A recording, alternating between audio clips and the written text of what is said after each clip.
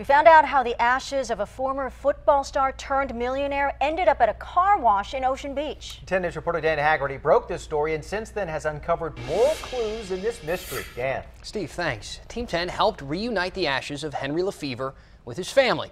We also went to the cemetery where that family thought he's been this entire time.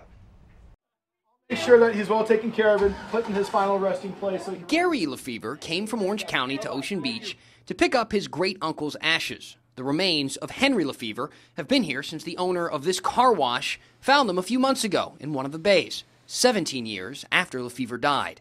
I have no idea what happened between 1995 and 2012. So I went to find out and started in the archives at Lefebvre's alma mater, USC.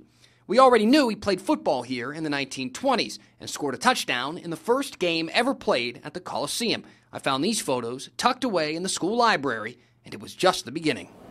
All these different stories are now, we're seeing some evidence of the truth of them. That's even makes it more exciting. Henry's nephew, Gil Lefebvre, met me on campus and helped me look for more. The articles are countless. This one's from the LA Times, calling Lefebvre the French Flash. Others told stories his family had never heard before, like his engagement to beauty queen Lillian Ludwig, or when he accidentally shot himself with a pistol years later in Chicago. But nothing here could tell us why he ended up there. Obviously there's a screw up somewhere. You have a funeral and the guy's not there. We find the ashes, 17 years in San Diego. Henry was supposed to be buried in this plot, right next to his first wife, Agnes, and where his family thought he had been since 1995.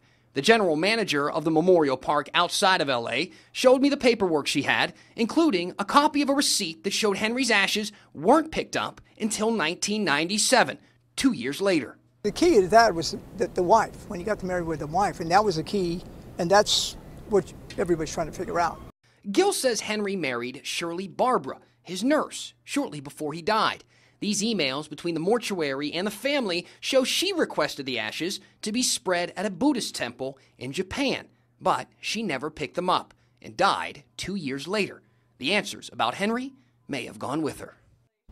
So the crematorium says Barbara's daughter signed out the ashes, but Henry's family didn't even think Barbara had a daughter.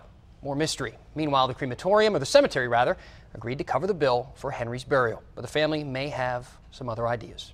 Dan Haggerty, 10 News. Story continues. All right. Thank you, Dan.